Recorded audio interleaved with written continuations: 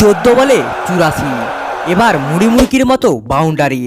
এর সাথে সাথে আইপিএলে বিদায় ঘন্টা বেজে গেল বড় দলে। কোন দলের বিদায় ঘন্টা বাজলো এবং কি হয়েছে পুরো ঘটনা বিস্তারিত জানাবো এই ভিডিওতে, তাই ভিডিওটি লাইক করে শুরু থেকে শেষ পর্যন্ত দেখার অনুরোধ রইল। আবার আইপিএলে দিল্লি ক্যাপিটালস হারালো মুম্বাই ইন্ডিয়ান্সকে, সৌজন্যে জ্যাক ফ্রেজার ম্যাকগুর্ক। এই অজি ব্যাটার এদিন বুলডোজার চালালেন হার্দিক পান্ডিয়ার বোলারদের উপর দিয়ে। মুম্বাই ইন্ডিয়ান্স এই ম্যাচে টসে জিতে বোলিং করার সিদ্ধান্ত নিয়েছিল। দিল্লির হয়ে ওপেনিং করতে আসা জ্যাক ফ্রেজার ম্যাকগুর্ক দুর্দান্ত ফর্মে ছিলেন।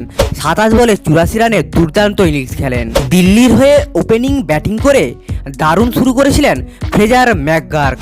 প্রথম বল থেকেই ছন্দে ছিলেন তিনি। ফ্রেজার তার ইনিংসে 11টি 4 ও 6টি ছক্কা মারেন। তার স্ট্রাইক রেট ছিল 200। এবারের আইপিএলে অসাধারণ পারফর্ম করেছেন ফ্রেজার। এখনও পর্যন্ত 5 ম্যাচে 247 রান করেছেন তিনি। 3টি হাফ সেঞ্চুরি রয়েছে তার নামের পাশে। বর্তমানে এবারের আইপিএলে দিল্লি ক্যাপিটালসের অবস্থা ভালো। এখনও পর্যন্ত 9টি ম্যাচের মধ্যে 4টি জিতেছে দিল্লি ক্যাপিটালস, ফলে প্লে অফের আশা এখনও পর্যন্ত আছে।